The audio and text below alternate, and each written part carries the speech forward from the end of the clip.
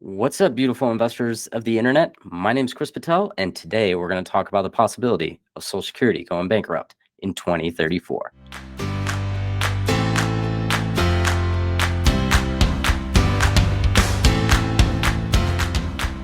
Welcome to the Unbiased Advisor Podcast, where we explore investment themes and insights for investors and financial advisors alike. The views expressed are intended solely for informational purposes and should not be construed as investment advice and are not meant to be a solicitation or recommendation to buy, sell, or hold any securities mentioned. Please stay tuned for additional disclosures at the end of the podcast.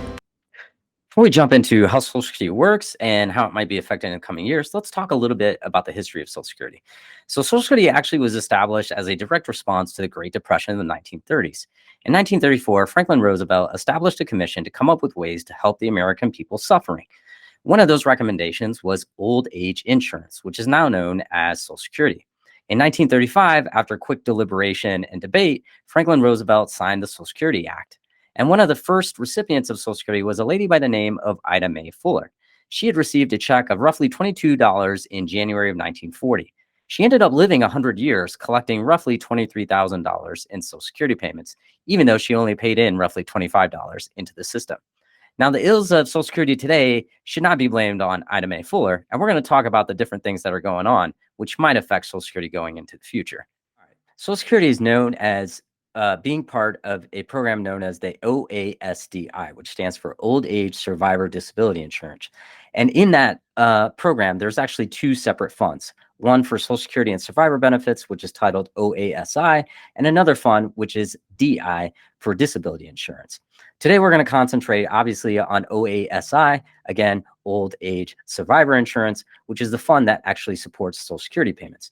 The main thing to recognize about Social Security payments is that it was structured as a transfer of payments mechanism, or another way to put it, a pay-as-you-go system. And the reason they did this is because they didn't want for people to have to wait 20, 30 years before they started taking money or taking advantage of the Social Security system. So the way it was structured is that people in the economy today, or at that point in time, pay a tax, which is known as FICA tax. Those taxes collected essentially go to pay out the benefits of the people that were retired at that point in time.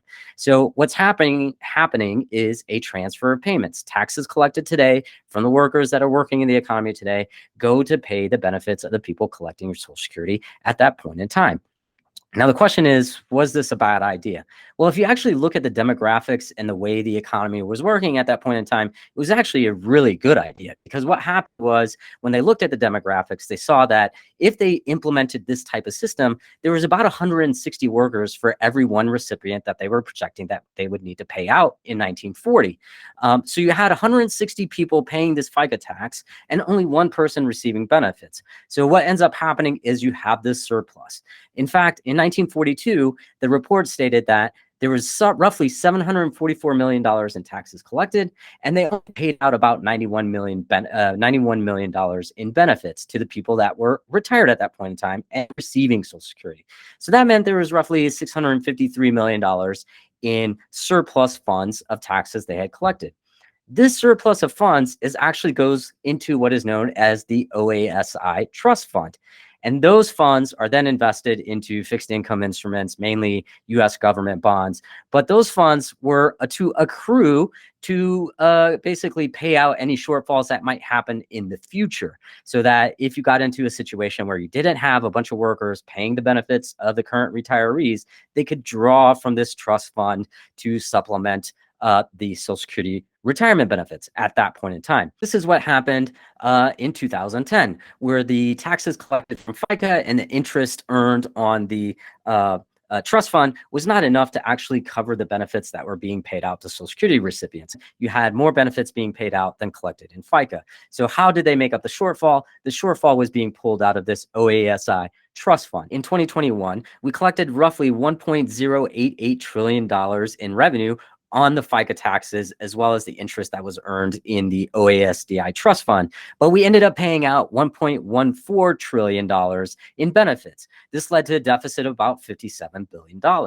This $57 billion is now reducing that trust fund that we have that was established to create any shortfalls that we might have in Social Security. So the question is, Why is this actually happening?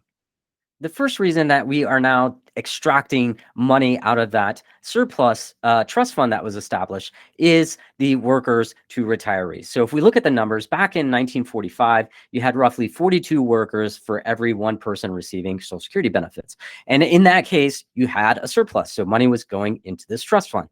As of 2013, we only have 2.8 workers to every one person receiving Social Security benefits. So what's happened in this situation is that we're not collecting enough in those taxes from those 2.8 workers, roughly 3, let's call it, paying the benefits of that one person retiring. So we have a demographic shift, and what's happened is you have the baby boomers collecting more in Social Security benefits, and we don't have as many people in the workforce supplementing or transferring those payments over to those benefits.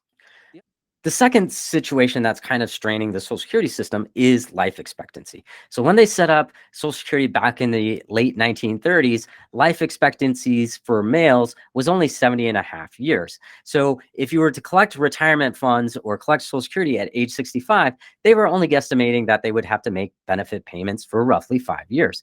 Now that life expectancy has changed to roughly 83 years, a little bit over 83 years. And again, these are male life expectancies. So now if a retiree retires at 65, instead of having to pay out benefits for only 5 years, they're looking at having to pay out benefits for almost 18 years. So you can see that a lot more money is being drawn out than what is being collected because of the ratio of workers to beneficiaries, and B, those people that are receiving the Social Security benefits are actually receiving those benefits for a longer period of time.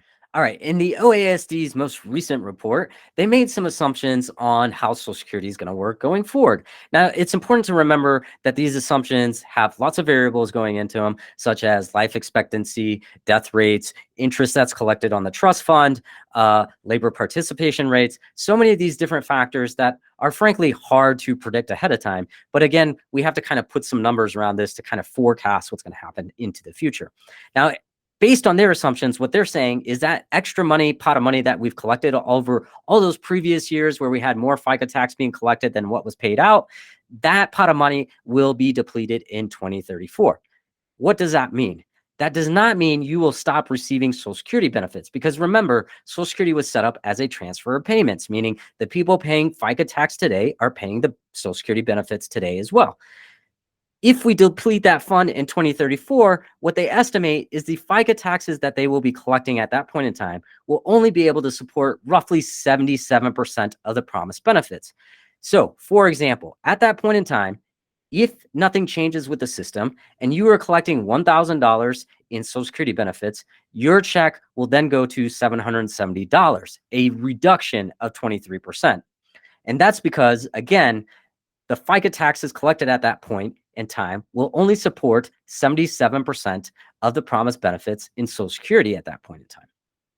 So now that you understand, and again, I want you to really remember this, you will not lose your Social Security benefits. Social Security benefits will not stop being paid out. They might be reduced, and they will be reduced based on how much money they are collecting in FICA taxes and how many people they have to pay those taxes out to as a Social Security benefit. Now, there are a couple steps that can be taken to prevent this quote unquote disaster that might happen in the future. The first being that they could increase the FICA taxes that the current workers are going to pay. So currently, FICA taxes amounts to about 12.4%. 6.2% comes out from the employee's pocket, 6.2% comes out from the employer's pocket. So they could increase that rate. They could say, hey, Mr. and Mrs. Worker, you're, instead of paying 6.2%, you're going to pay 7%. Or they could go to the employers and say, hey, Mr. Employer, instead of paying 6.2%, we're going to make you pay 7%. If they increase the rate of FICA taxes, that means they'll be able to generate more revenue. And that revenue will be able to help offset these demographic changes and longevity changes that are happening with the benefits that are being received by the retirees. So the second thing that they can do is actually increase the base off of which that tax is calculated. So as of 2022, that base is $147,000. What that means is only the first $147,000 of your income is applied to that Social Security tax. Any dollars accrued after $147,000 does not get hit with that additional FICA tax. So they could say, hey, look, Mr. and Mrs. Client, we're going to raise that ceiling from 147,000 to 200,000. So in this event, you would now pay that 12.4% or whatever they adjust the FICA tax rate to up to 200,000. Any income accrued above that 200,000 would not be taxed. A third thing that can be done to increase the longevity of Social Security is simply increase the age at which you can apply for Social Security. So currently the full retirement age, as it's known, is anywhere between 65 and 67, and it's based on when you were born. So they could come in and tell people that are born after X date that they can't claim their full retirement benefits until maybe they're 68 or 69 or 70. And that will essentially delay the payments that need to go out to those people, increasing the longevity of the Social Security bucket. And the last thing I think they can do, the fourth thing, is the worst, is just reduce the benefit. Again, what we talked about in the estimations that OASDI has calculated is if nothing is done, your benefits will be reduced by 23%. So the question then becomes, which one of these options is most likely to happen? Unfortunately, we don't have the answer to that question yet. Congress is the body which would need to pass legislation to change Social Security. Keeping in mind, it doesn't have to be an all or nothing proposition. For example, they could raise the FICA tax and retirement age, or raise the income-based FICA taxes are collected on, along with increasing the tax rate. So there are a number of considerations to take into account, but thus far we've kicked the can down the road. But if OASDI's assumptions are correct, some corrective action will need to be taken to prevent a reduction in the promised benefits. So now that you've got a basic understanding of how Social Security works, I hope you don't freak out whenever you see these, articles that are saying, Social Security bankrupt in 2034. That doesn't mean you're going to stop receiving benefits. It doesn't mean the younger generation is not going to receive Social Security. What it does mean is that potentially you will receive less than what you're being told by the Social Security Administration. One thing I do recommend that you do is go to ssa.gov. There you can actually create an account with the Social Security Administration. In that account, it will show you, hey, this is what we're projecting your benefits are to be. The other thing to check there is, are they recording your income properly? Because your Social Security benefits are going to be based off of your income. So you want to make sure that your income is being recorded by Social Security properly, because that's what you're paying taxes on, and that's what your benefit's going to be calculated on. So now you know how the system actually works. It's a transfer of payments or pay-as-you-go type of system. So there will always be some type of revenue coming into the system to pay the benefits that are quote-unquote promised to the Social Security benefits beneficiaries. The only thing is will those FICA taxes cover all of those benefits? And right now, the projection is no, that's not the case. And in fact, in 2034, we are going to have to reduce the benefits being paid out. So that's all I have on Social Security today, folks. Thanks for listening. If you like the information you got, make sure to hit the like button, subscribe to the channel, and we'll be back with another video shortly.